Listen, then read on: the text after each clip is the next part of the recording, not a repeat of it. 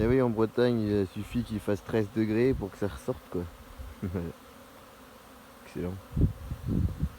Ah mais les bugfast, c'est une abeille. En fait, c'est même pas une question de douceur, de je sais pas quoi. En fait, la bugfast, j'adore, c'est sa couleur. La couleur orange, elle lui donne, je sais pas, un petit côté plus spécial que les autres que j'adore. Donc, j'ai eu des noirs. C'est vrai que j'ai eu pas mal de difficultés avec les noirs, sachant que c'est beaucoup plus, voilà, beaucoup plus agressif dans le sens où bah après, moi j'ai eu pas mal de soucis par rapport à ça, mais c'est aussi sûrement aussi parce que c'était pas des noirs sélectionnés et que bah, c'était des abeilles que j'avais attrapées tout venant partout, que j'avais été chercher chez les gens, dans les haies, dans les arbres, etc. Donc c'est peut-être ça aussi qui fait que peut-être qu'avec des noirs sélectionnés ça pourrait aussi être top, mais je me suis mis dans la bugface et je suis pas mécontent. Et après il y a aussi le problème, c'est que juste derrière là, il y a un chemin entre le champ et les ruches. Et il y a pas mal de gens qui passent avec leurs chevaux en fait, ou des fois avec leurs poussettes. Et vaut mieux que j'ai des abeilles beaucoup plus douces, comme ça au moins il n'y a pas de problème. Mais sinon que j'avais des noirs en plein temps orageux, ils passent par là. Comment dire, je risquerais d'avoir des problèmes, quoi.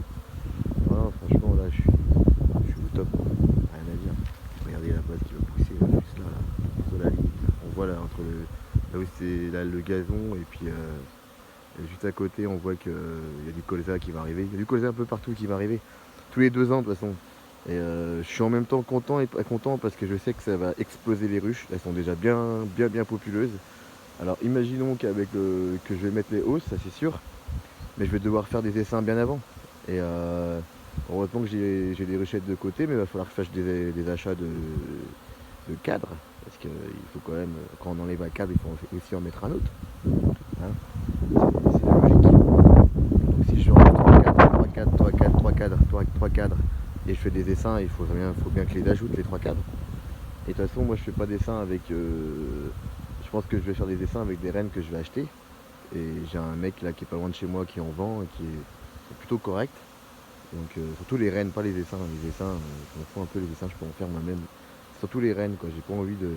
Bah, pour l'instant, vu que je suis pas encore dans le. J'arrive pas encore à faire d'élevage moi-même de rennes, je suis en plein dedans, je suis en train de faire des cours, etc. Donc voilà. Mais sinon, ouais, pourtant j'ai de la génétique qui est magnifique. Hein. La maquette Brandstrop, celle-là, faut que j'arrive à faire des rennes dessus, mais je n'ai pas envie de faire d'erreur, donc j'attends vraiment être au top au niveau des cours pour l'élevage de rennes pour en faire, quoi. Et voilà, mais la bugface, c'est quand même quelque chose. Dis-moi ce que vous en pensez. Hein. Je sais qu'en Bretagne, beaucoup d'abeilles, beaucoup d'essaims sont en noir. Beaucoup d'apiculteurs font de la noire. Pour justement garder un côté rustique de l'abeille noire qui est filié à la Bretagne. Je me fais engueuler des fois parce qu'ils me disent que je colonie. Apparemment, mes mâles foutent le bordel dans les colonies à côté. Ah oui, bah excusez-moi, hein. Moi je fais beaucoup de mâles, c'est sûr. Hein. Là, dans 15 jours, je vais rajouter des cadres à mâles dans mes ruchettes et ruches que j'ai mis sur 6 à 7 cadres pour l'hivernation. Donc oui, je vais rajouter des cadres à mâles, 2 cadres à mâles pour chaque ruche. Donc ça va en faire ça va en faire du mâle, mais j'en ai rien à foutre.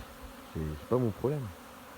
Hop, là-bas, il y a un vol de propreté, ou l'initiation des jeunes.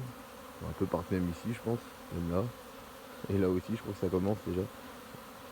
Ah là là, quel magnifique temps en plus. Enfin, magnifique temps, il peut y avoir mieux quand même. Bon, 15 à 14 degrés au soleil, ils n'ont pas besoin de plus que ça les abeilles pour sortir en Bretagne. Hein. Et je vois les sudistes là comme Titou et etc. Qui vont dire que chez eux ils ont déjà du mal, ils sont déjà en train de faire leurs premiers essaims, etc. etc.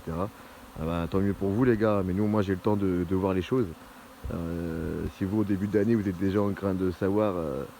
C'est nous en fait ici en Bretagne il y a quand même des gelées tardives. On peut pas faire des petits essaims par rapport aux gelées tardives. Mais quand vous voyez mes essaims, mes ruches, je veux dire, moi je pense que chez vous elle doit être aussi pleine, toi, aussi pleine que ça. Hein. Je pense pas avoir les meilleures ruches du monde, mais je veux dire que j'ai pas à me plaindre au niveau de la propreté, au niveau de la teneur en canne, au niveau de la ponte. Ça c'est des rennes de 2020, hein, les gars. Hein. 2019 ou 2020. Hein. Elles envoient du steak. Hein. Moi, je vais vous laisser parce que je parle un peu beaucoup. Et puis allez, à la prochaine. Eh, ciao.